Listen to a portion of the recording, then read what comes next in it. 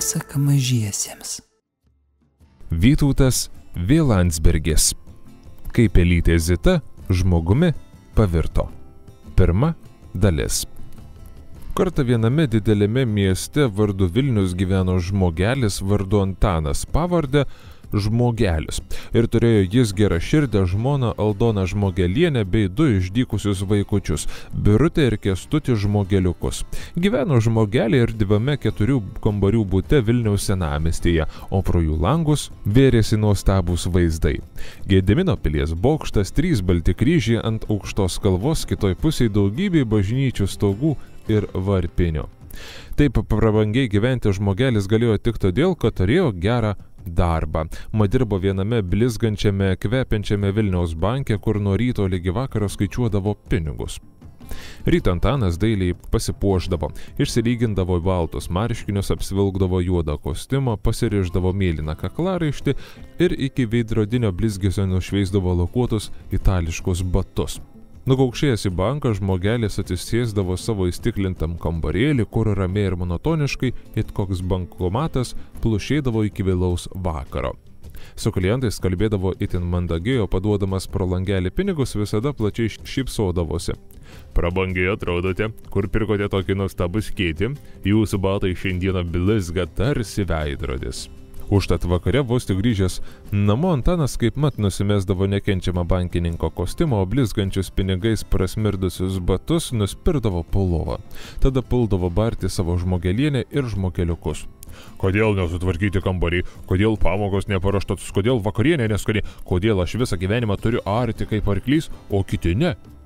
Tėti, tugi ne arklys, bandydavo ginčyti sūnus, bet mama griežtų žvilgsniu tučto jau jį sutramdydavo. Kaip tu drįsti, nematai koks tėtis pavargęs.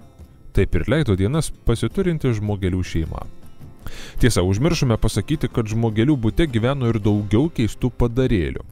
Vienas jų milžiniškas, pūkuotas katinas Mickus, kuris ištisas dienas drybsodavo ant sofos ir murkdavo it šaldytuvas. Retsykiais atsikeldavo, pasiražydavo ir tingiai nupėdindavo į virtuvę prie savo lėkštutės iki kraštų pribertos kačių maisto. Bet lepūnėlis dažnai tingėdavo, net valgyti tik paknaibydavo, išdrabstydavo maistą aplink lėkštę ir vėl nubanguodavo į savo amžino poilsio vietą ant sofos.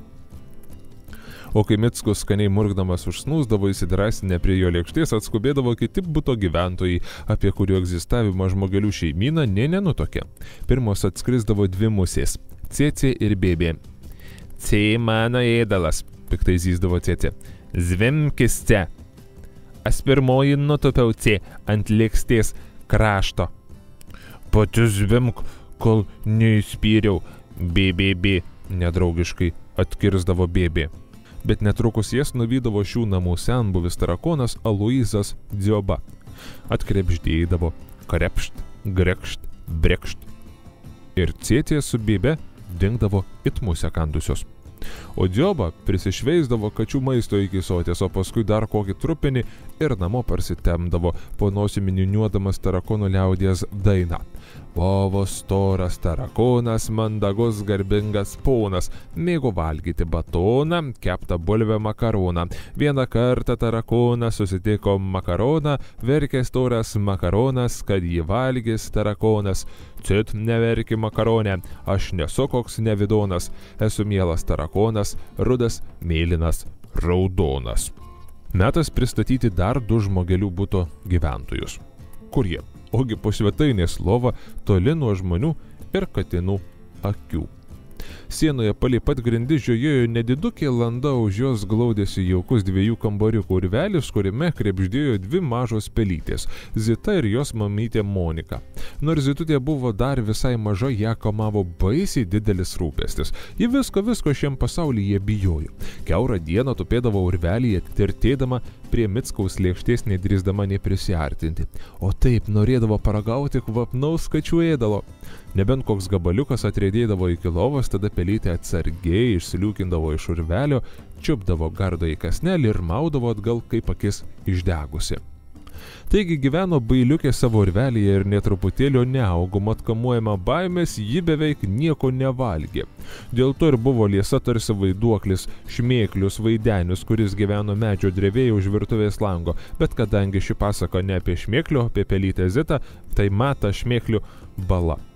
O kodėl pelytė Zita buvo tokia bailė? Ogi todėl, kad mažiems padarėliams dažnai po lovomis vaidenasi visokie šmėkliai, pamėkliai ar kiti vaiduokliai. Ir tada mažylėms ima rodytis, kad visas juos supantis pasaulis yra baisus ir pavojingas, ypač jei namie atsitinka paslaptingų protu nesuvokiamų dalykų. Štai užvakar Zitos tėtė išėjo į darbą ir iki šiol negrįžo. Gal jį ištiko kokia nelaimė? Zita šniurkščiojo nosim ir vis klausinėjo mamą. Kur tėtė, kada jis pareis namo? Grįž, niekur nedings, matyt, daug darbo turi tam savo grūdų sandėlį. Paskui mama nusivedė mažąjį iki lovos krašto, pakėlė užtiesalą, nutysusi iki grindų ir tarė. Žiūrėk, dukrelė, ir dėkisi galvą, ką pasakysiu. Jei gerai įsidėsi, gyvensi ilgai ir laimingai. Jei blogai įsidėsi, gyvensi neilgai ir nelaimingai. Atmink, kad esame maži padarėliai ir turime labai daug priešų. Didžiausi mūsų priešai – katinai ir žmonės. Matai blizgančius batus, kurie ką tik praėjo pro tavo nosį. Jei savi šių namų šeimininkas Antanas Žmogelis, kuris vakarais būna piktas ir garsiai barasi. Jeigu tave pamatys, pastatys baisius metalinius spąstus ir pakabins juose kvepiančio sūrio gabalą. O kas yra spąstai? Zitai netodegytė suvirpėjo iš smalsumo. Spąstai tai kraupus jaunų pelyčių viliojimo įtaisas. Įsivaizduok, Zitelė, tu alkana, nevalgiusi 2 dienas, užuodi sūrį, tau ima varvėti seilės, pasistebi siekia atsikast, o spąstai tik pokšt ir suspaudžia tave. Aš tuos spąstus sugriaušiu, apspjaudysiu, pasipiktinus žiopčiojo Zita. Nusiramink, įsidėmėk vaikelį visam gyvenimui, spąstų sūrio geriau nevalgyt, nebent būsi žvėriškai alkana ir namuose nerasi nė trupinio. Tada čiupk degtuką ar pieštuką, jų visuomet mėtosi po ruošamuoju stalu ir tą sūrį pajudink. Spąstai trinktelės, bet tavęs nesužalos. Tada jau galima sūrį čiupti ir ryti? Ne. Ir tada dar neskubėk. Prieš ėsdama gerai apsidairyk, ar nesėlina prie tavęs katinas Mickus. O ką daryti su katinais? Klausinėjo Zitutė. Ar juos irgi reikia pieštuku judinti, kol trinktelės? Ne, pieštukas čia nepadės. Geriausia katinams išvis nelysti į akis, nes jie nėra tokie žiopli kaip Antanas Žmogelis. Jie žiaurūs, pelėdros, ypač tie laukiniai, kurie gyvena gatvėje prie šiukšlių dėžių. Ar Mickus irgi pelėdra? Drebančiu balseliu pasiteiravo Zita. Ne, Mickus, ačiū Dievui, netoks, nuramino mama. Jis lepūnėlių veislės, tačiau juokauti su katinais nevalia. Supykęs marklys gali bet kada mus sumedžioti. Betgi sakai, kad Mickus ne pelėdra, kamgi jam mus medžioti? Vien dėl linksmumo. Pelių gaudimas Mickui kaip sportas, tad būk atsargi ir iš palovio išlys tik tada, kai katinas miegos. O kaip aš suprasiu, kad jis miega? Zita norėjo kuo geriau išmokti žiauraus gyvenimo pamokas. Labai paprastai. Kai Mickus užmiega, jo murkimas pasidaro ramus ir vienodas, net lova dreba. Tada gali drąsiai skuosti prie jo lėkštės ir pasičiupti kačių ėdalo. O, tai labai gardus ir sultingas maistas. Tau tikrai patiks. Šįryt mama pažadino Zitutę vos prašvitus ir įspėjo, kad diena bus nelengva. Dukrelė turės išmokti naują pamoką. Šiandieną mokysimės kaip pačiai be mamos susirasti maisto. Kol Mickus parpia, eisim pusryčiauti. Teks nusigauti iki jo lėkštutės. Aiškino mama pakėlusi lovos užtiesalą. Aš bėgu pirma, o tu iš paskos. Tik neatsilik. O Mickus tikrai miega? Berba kaip šaldytuvas, eikš paskui mane. Eikš paskui mane. Mamytė mostelėjo uodegą ir dingo už užtiesalo. Mama, tamsu, išsigandusi sucypė Zita. Žiūrėk po nosim. Pagaliau pelytė įsidrąsino, žengė kelias žingsnelius ir vėl sustojo kaip įbesta. Aš bijau, cypsiu. Necypk, sušnabždėjo mama. Kur eini, nei tą pusę uostai. Aš pavargau, noriu namo po lovą. Jau netoli užuodi? Užuodžiu. Kažkas mirda. Nesmirda, o kvepia. Ateik čia, drąsino mamytė iš tamsos. Aš jau prie šaldytuvo. Kur tas tavo Mickaus ėdalas? Nebėra, guštelėjo pečiais mama, žvelgdama į tuščią katino lėkštę. Suėdė besotis, bet nenusimink kažką užuodžiu. Kur užuodė? Ką?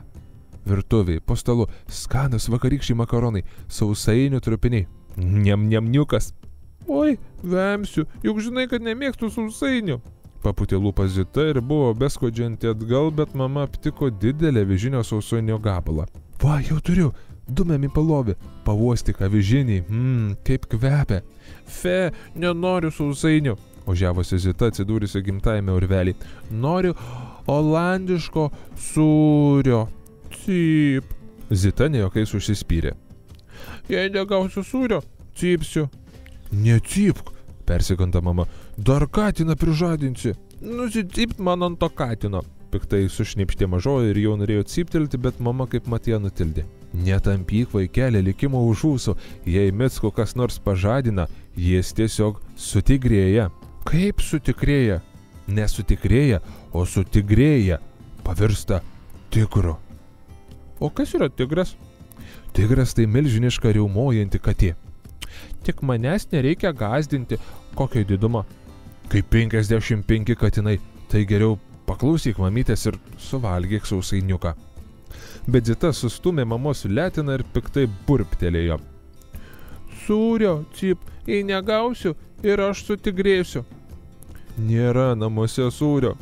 Nu tai nueik į parduotuvę. Parduotuvė toli kitoj gatvės pusėje, dabar vakaras. Vos neverkė mamytė. Jie truputėlį bijojo eiti per judrę gatvę, tad į parduotuvę išsiruošdavo tik tada, kai namuose nerasdavo nė trupinėlio. Bet ten yra sūrio, daug sūrio. Zita piktai sučiaupė lūpas, parodydama, kad pokalbis apie sūrį baigtas. Gerai, einu į parduotuvę. Galop nusileido mama ir atsidususi ėmė save drąsinti. Ir nebijau aš tų gatvė zujančių automobilių, pirmyn, atgal, nebijau nei spastų, nei nuodų pelėms, kurių parduotuvėse visur pribarstyta. O Zita apėmė palaimingas naudolys. Ji užsimerkė, įkvėpė ir užuodė iš kitapus gatvės sklindantį olandiško sūrio kvapą. Niam, tai pats mėgstamiausias mano graužalėlis. Jį prisiminus net seilė nutyso, o iki vakarienės galima ir numigti. Mamytė, tu tokia gera, nusižiovavo pelytė. Parneš dar ir lašinuko. Sūriuko ir lašinuko, nervingai barbėjo panosimi mama. Ir nieko aš nebijau, ir tų smirdančių katinų šalia konteinerių nebijau. Sudie dukrelė. O kas padainos lapšinę, kad užmigčiau? Ką darys mamytė? Atsitupė prie Zitutės ir uždainavo pelių liaudies dainą. Avižėlę iškulta buvai, į arvuodą supilta buvai, ir atbėgo iš laukų pelė, ta pelė ta grūda per pusę, ta pusę per pusę. Zita nei pati nepastebėjo, kaip užmigo, svajodama apie skanų sūrį ir gardžiai kvepiančius lašinukus. Mama pakštelėjo išdykėliai į skruostą ir iškurnėjo parduotuvėn. Miega Zitutė ir sapnuoja, kad tupi tamsiam rūsy prie durų pažymėtų 13 numeriu. Prieblanda trenkia pelėsiais, o iš palubės vamzdžio įkyriai kapsi vanduo. Tarsi tiksėtų laikrodis. Atidžiai apsidairusi Zita ūmai supranta, kad tai žiurkės Liolios, garsiosios raganos buveinė. Staiga atsidaro duris ir pro jas išskrenda kiškis Viktoras Bieloūsas. Mojuoja galingais vištos sparnais ir kilo pro atviro rūsio langą, padangin šaukdamas visą gerklę. Aš skrendu, aš pirmas pasaulyje vištinis kiškis. Netrukus suskamba varpelis, pro duris išlenda raganos ūsai ir raudonos akys. Gergždantis balsas prabyla. Ar yra dar laukiančio? Ne, nėra, išsigandusi vapa Zita. Negražu meluot, pelelė, ašgi tave kiaurai matau, užeik. Zita įsiliukina pabrukusi uodegą ir baugiai dairydamas įsispraudžia į tamsų rūsio kampą. Sienas dengia kryžiuočių voratiklį, ant stalo dega stora juoda žvakė, lentynose aštrus metaliniai įrankiai sudėti. Ko norėtum pasiversti? Paslaugiai klausė Liolė. Norėčiau būti žmogumi, droviai atsako pelytė ir nudelbė akis po stalu. O ten kraupiai šnipždamos šliaužioja gyvatujos ir smaugliai. Zitutė tik sucipė ir pariečia kojas po savimi. Gelbėkit, kanda! Nesijaudink, tai išauklėti padarai, jie mano lankytojų neėda, nuramina žiurkė ir kamantinėje toliau. O kodėl nori pavirsti žmogumi, nepatinka dabartinis pavidalas? Man klaikiai nusibodo klaikiai bijoti, lemena virpėdama pelytė. Ko bijoti? Matot, gerbiamoji ragana, mes, mažosios kambarinės pelės, turime be galo daug priešų. Gal malonėtum išvardyti tuos be galo klaikius savo priešus? Mus gaudo sužvėrėję katinai, sukatinėję žmonės stato spastus. O tapusi žmogum nebebijosi? kreiviai nusivėpė Liolė.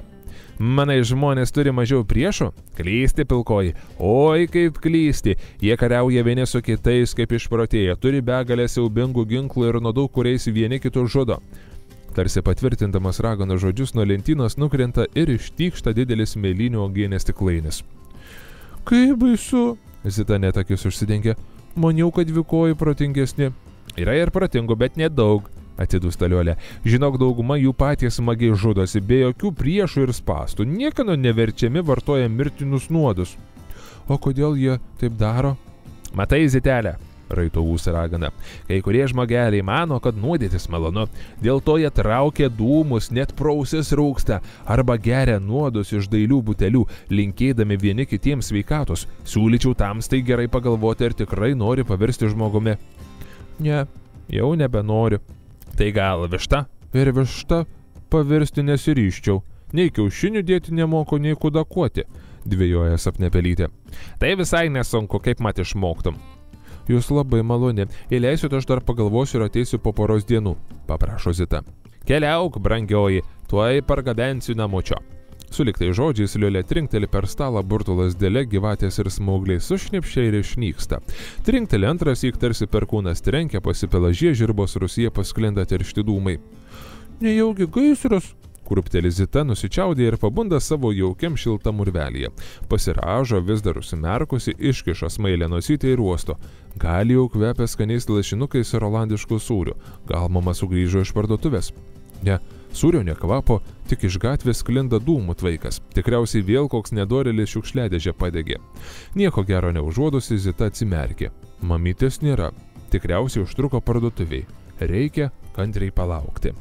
Pasakos tęsinys kitą dieną tuo pačiu metu.